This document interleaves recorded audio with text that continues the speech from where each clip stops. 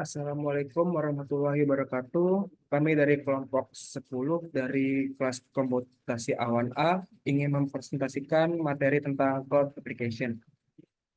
Untuk anggota dari kelompok 10 terdiri dari Bagas Septian Jessica dengan NIM 2024, 10, 10, 2025. Kemudian saya sendiri Bintang Kunjung Wahyu dengan NIM 2024, 10, 10, 2088. Kemudian ada Muhammad Dilan Ramadan dengan NIM 2124, 10, 10, 2036. Kemudian yang terakhir ada Fadil Agusta dengan NIM 2124, 10, 10, 2093. Untuk materi selanjutnya akan dilanjutkan oleh teman saya. Yang pertama yaitu Hadoop, Yarn, dan Test. Apa itu Hadoop, Yarn, dan Test? Secara garis besar, eh, Hadoop, Yarn, dan Test ini merupakan komponen utama dalam ekosistem Big Data yang berfungsi untuk penyimpanan dan pemrosesan data besar atau Big Data. Selanjutnya Hadoop. Hadoop ini merupakan framework open source yang sangat efektif untuk mempermudah pekerjaan yang terkait dengan big data analitik. Terdapat 4 modul atau komponen utama dalam Hadoop, yaitu Hadoop Distributed File System atau HDFS yang merupakan sistem yang terdistribusi dan beroperasi di hardware standar maupun low-end. Selanjutnya, Yet Another Resource Negotiator atau yang disingkat YARN, merupakan sistem yang mengatur dan memonitor cluster node dan resource usage. Yang ketiga yaitu MapReduce. MapReduce ini merupakan framework yang membantu program untuk melakukan komputasi data secara paralel. Yang terakhir ada Hadoop Common.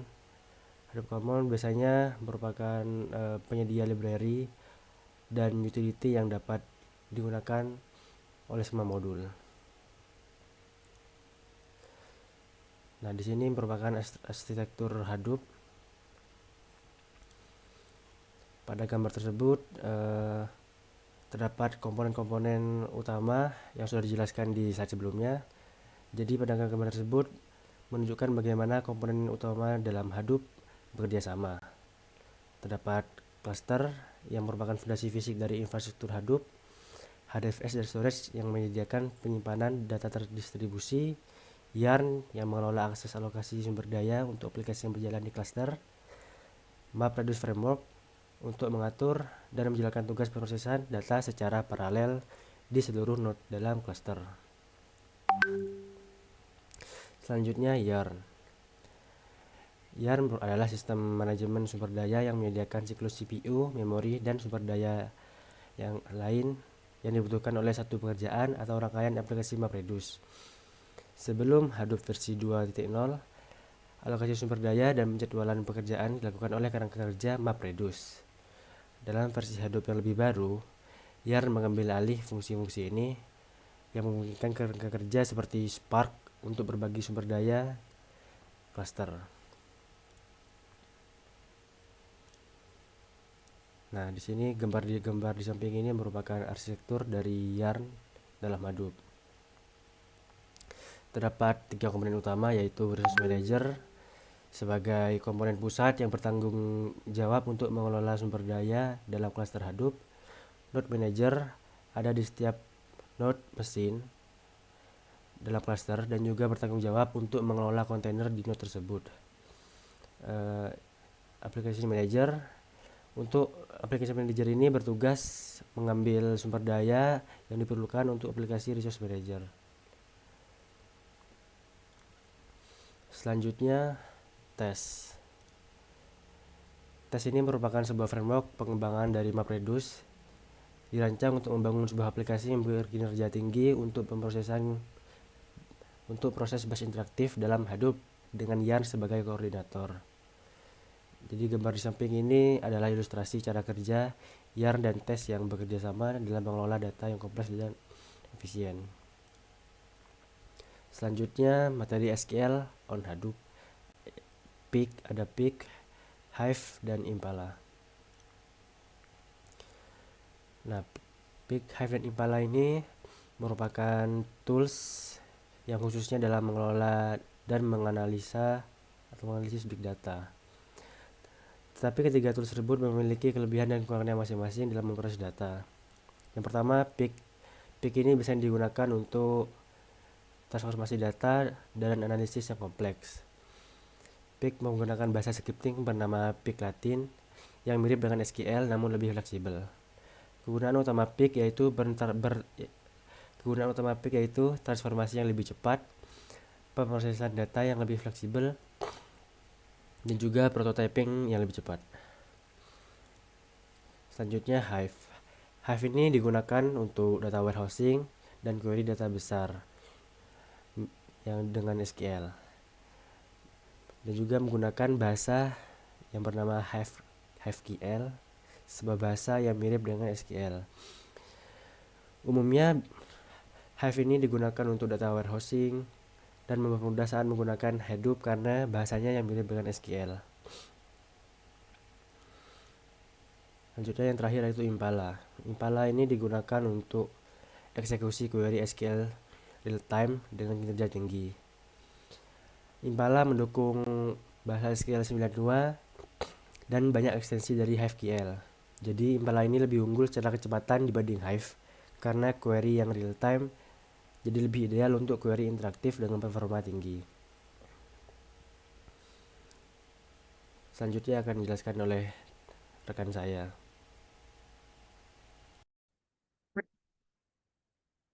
Oke, untuk selanjutnya current cloud app and new application opportunity.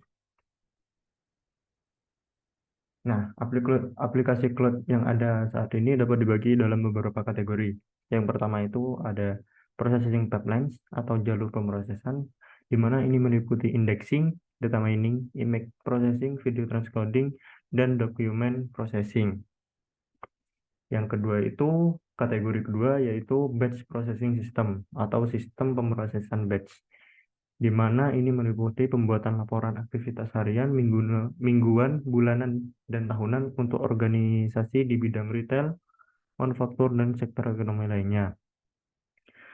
Selanjutnya ada pemrosesan, agregasi, dan ringkasan transaksi harian untuk lembaga keuangan, perusahaan asuransi, dan organisasi kesehatan. Selanjutnya itu ada manajemen inventaris untuk perusahaan besar. Terus ada pemproses catatan penagihan dan penggajian. Selanjutnya ada manajemen pengembangan perangkat lunak, misalnya update setiap malam dari software repository. Dan yang terakhir itu pengujian dan verifikasi otomatis untuk sistem perangkat lunak dan perangkat keras. Untuk kategori ketiga yaitu web application atau aplikasi web, di mana beberapa kelompok situs web memiliki kehadiran berkala atau sementara. Misalnya situs web untuk konferensi atau event lainnya. Ada juga situs web yang aktif selama musim tertentu, contohnya kayak musim liburan, atau yang mendukung jenis kegiatan tertentu seperti pelaporan pajak, penghasilan AS dengan tenggat waktu 15 April setiap tahunnya. Situs web dengan waktu terbatas lainnya digunakan untuk kegiatan promosi atau situs web yang mati pada malam hari dan otomatis aktif di siang hari. Oke, selanjutnya itu Cloud for Science and Engineering. Selama lebih dari 2000 tahun, ilmu pengetahuan bersifat empiris. Beberapa ratus tahun yang lalu, theoretical methods atau metode teoritis based on model dan generalisasi diperkenalkan, dan ini mendorong kemajuan substansial dalam pengetahuan manusia. Dalam beberapa dekade terakhir, kita telah menyaksikan ledakan ilmu pengetahuan komputasi yang didasarkan pada simulasi fenomena yang kompleks. Masalah umum ini hampir ada di semua bidang ilmu pengetahuan. Contohnya, yang pertama, pengumpulan data eksperimen. Yang kedua, pengelolaan data dalam jumlah yang sangat besar. Yang ketiga, membangun dan menjalankan model. Yang keempat, integrasi data dan literatur. Yang kelima, dokumentasi eksperimen. Yang keenam, berbagi data dengan orang lain. Yang ketujuh, menyimpan data untuk jangka waktu yang lama. Semua kegiatan ini membutuhkan sistem komputasi yang kuat. Contoh umum masalah yang dihadapi oleh lembaga dan kelompok penelitian adalah penemuan data dalam kumpulan data ilmiah yang besar. Contohnya data biomedis dan genomik di NCBI 10, data astrofisika dari NASA, dan data atmosfer dari NOAA dan NCAR. Lanjut. Proses penemuan data secara online dapat dilihat sebagai sebuah rangkaian dari beberapa fase. Yang pertama, pengenalan masalah informasi. Yang kedua, pembuatan query penelusuran dengan menggunakan satu atau beberapa mesin pencarian. Yang ketiga, evaluasi hasil pencarian. Yang keempat, evaluasi dokumen web. Dan yang terakhir itu membandingkan informasi dari berbagai sumber yang berbeda. Teknologi pencarian web memungkinkan para ilmuwan untuk menemukan dokumen teks yang terkait dengan data tersebut. Tapi pengkodean biner dari banyak dokumen tersebut menimbulkan tantangan yang serius. High Performance Computing on AWS menjelaskan serangkaian aplikasi yang digunakan di NIRSC atau National Energy Research Scientific Computing Center dan menyajikan hasil benchmark komparatif EC2 dan 3 superkomputer. NIRSC ini terletak di Lawrence Berkeley National Laboratory dan melayani komunitas ilmuwan yang beragam. NIRSC ini memiliki sekitar 3.000 peneliti dan melibatkan 400 proyek berdasarkan sekitar 600 kode. Beberapa kode yang digunakan adalah yang pertama CAM, yang kedua itu DIMS, yang ketiga GTC, yang keempat IMPACT, yang kelima itu Maestro, yang keenam MILC, dan yang ketujuh itu Paratek.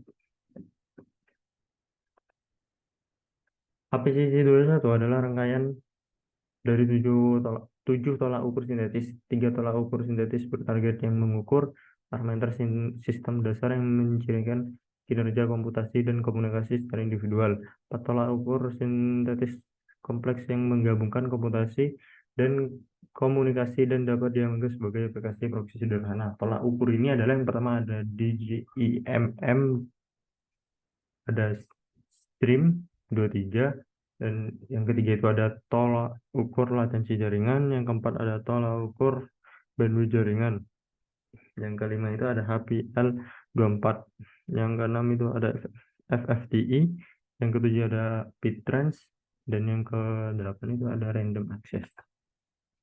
Hasil pengukuran yang dilaporkan tertuang pada tabel berikut, di mana untuk spesifikasi yang digunakan oleh Carver, Franklin, dan Lauren ini sudah tercantum di sini.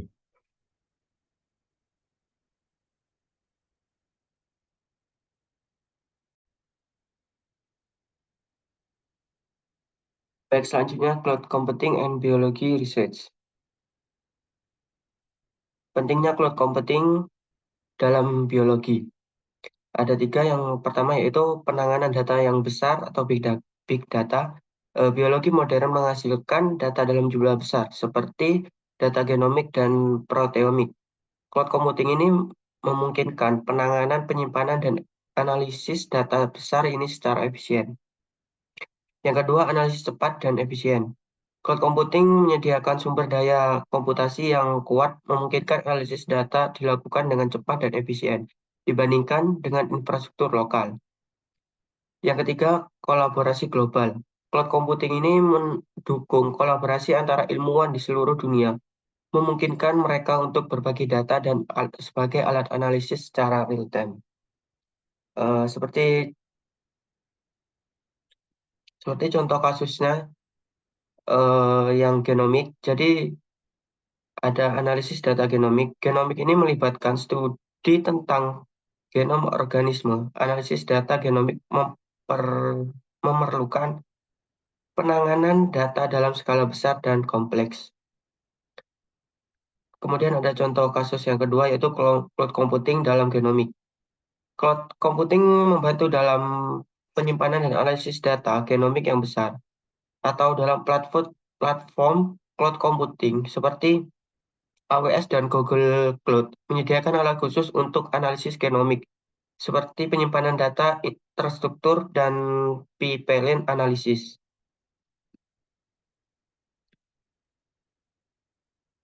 Kemudian ada penggunaan cloud untuk analisis protein. Cloud computing ini menyediakan sumber daya untuk menyimpan data proteomik dan melakukan komputasi yang diperlukan. Ini memungkinkan ilmuwan untuk menjalankan analisis kompleks dan mendapatkan hasil yang lebih cepat. Kemudian ada tantangan dan solusi sendiri sebagai cloud computing dalam biologi. Yang pertama ada keamanan data. Yang keamanan data ini solusinya yaitu mengimplementasi enkripsi data dan kebijakan keamanan yang ketat. Yang kedua, privasi. Solusinya dengan penerapan kebijakan privasi yang ketat dan perlindungan data pribadi. Yang ketiga, biaya penggunaan jangka panjang. Solusinya yaitu dengan model pembayaran yang efisien seperti bayar sesuai penggunaan dan paket langganan yang disesuaikan. Studi kasusnya itu contoh dalam deskripsi proyek. Proyek penelitian biologi ini menggunakan klopotik untuk analisis genom kanker. Namun, data genomik dari ribuan sampel pasien dianalisis untuk mengidentifikasi mutasi kanker. Seperti itu.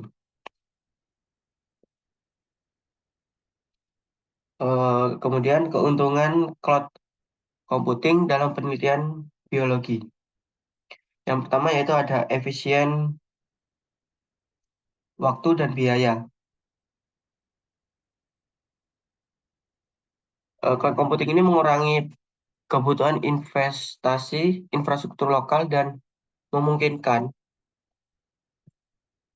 penggunaan sumber daya komputasi sesuai kebutuhan. Yang kedua, akses ke sumber daya komputasi yang kuat. Cloud computing ini menyediakan sumber daya komputasi yang kuat, memungkinkan analisis data yang dilakukan dengan cepat dan efisien dibandingkan dengan infrastruktur lokal. Yang ketiga, dukungan untuk kolaborasi global. Cloud computing memudahkan kolaborasi internal dengan memungkinkan berbagai data dan alat secara real time. Kemudian masa depan cloud computing dalam biologi. Di mana cloud computing ini sangat berperan dalam masa depan khususnya di bidang biologi. Kemajuan teknologi cloud computing ini diharapkan akan meningkat, memungkinkan analisis data yang lebih kompleks dan efisien. Potensi penggunaan di bidang biologi akan semakin luas, termasuk dalam pengembangan obat, studi ekologi, dan biologi sinetik. Dengan demikian, cloud computing tidak hanya mempercepat penelitian biologi, tetapi juga memungkinkan kolaborasi dan inovasi yang lebih besar dalam bidang ini. Selanjutnya, ada social computing. Social computing adalah penggunaan teknologi komputer yang mendukung interaksi sosial, komunikasi, dan kolaborasi melalui platform digital. Contoh aplikasinya ada permedia sosialan seperti Facebook, Twitter, Instagram, platform kolaborasi yaitu Slack, Microsoft, dan Teams. Penerapan sosial komputing sendiri di dalam cloud ini, yang pertama ada bagaimana cloud mendukung sosial computing. Cloud menyediakan infrastruktur yang memungkinkan menyimpan data besar, komputasi real-time, dan skalabilitas yang dibutuhkan oleh aplikasi sosial computing. Kemudian keunggulan penggunaan cloud sendiri untuk social computing, skalabilitas untuk menangani jutaan pengguna, aksesibilitas dari berbagai lokasi, dan biaya yang lebih efisien. Contohnya seperti bermedia sosial seperti Facebook yang dimana udah tersebar luas di dunia, Twitter, dan Instagram. Kemudian studi kasusnya, platform media sosial besar, Facebook, Twitter, Instagram menggunakan teknologi cloud untuk mengelola data pengguna, menyediakan layanan secara global, dan pendukung interaksi real-time. Yang kedua, implementasi teknologi cloud. Platform ini menggunakan layanan cloud untuk penyimpanan data, komputasi skala besar, dan analisis data pengguna. Kemudian, digital content. Konten digital ini sendiri adalah informasi atau data yang disimpan dalam format digital. Contohnya, konten digital ini ada video, audio, teks, gambar, dan lain-lain. Penerapan cloud sendiri di dalam digital content, yaitu penyimpanan konten digital di cloud. Cloud menyediakan penyimpanan yang scalable dan aman untuk konten digital. Seperti yang banyak penyimpanan yang aman terkait video, audio, teks, gambar, dan lain seperti Google Drive, YouTube, dan lain-lain. Kemudian manajemen konten digital dengan cloud ini. Cloud memungkinkan pengelolaan, pengeditan, dan distribusi konten digital secara efisien. Seperti contoh kasusnya platform streaming video, YouTube, Netflix, menggunakan cloud untuk menyimpan, mengelola, dan mendistribusikan konten video. Yang kedua, implementasi teknologi cloud. Cloud digunakan untuk pengelola video streaming, real-time, dan personalisasi konten untuk pengguna. Selanjutnya, cloud computing. Layanan dari cloud computing sendiri, jenis-jenisnya sebagai berikut. Yang pertama ada infrastruktur as a service, penyediaan infrastruktur TI virtual, kemudian platform as a service, platform untuk mengembangkan aplikasi.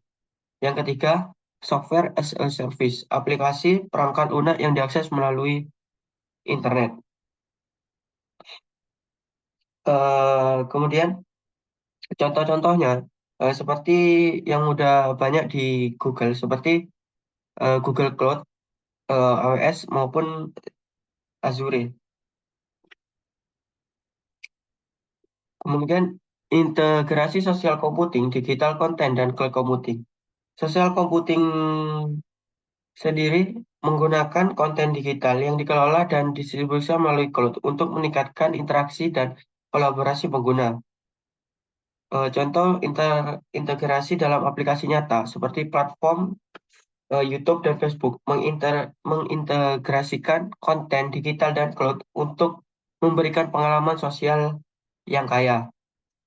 Kemudian perkembangan terbaru dan untuk masa depan integrasi, peningkatan penggunaan AI dan machine learning untuk personalisasi konten, peningkatan keamanan dan privasi data, dan perkembangan teknologi edge computing.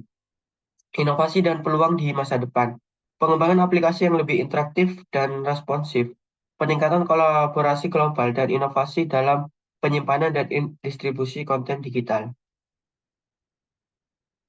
Baik, di sini saya akan menjelaskan tentang software fault isolation. Apa sih software fault isolation atau SFI itu? Software fault isolation sendiri merupakan teknik keamanan yang dirancang untuk mengisolasi kesalahan dalam perangkat lunak agar tidak menyebar ke bagian lain dari sistem.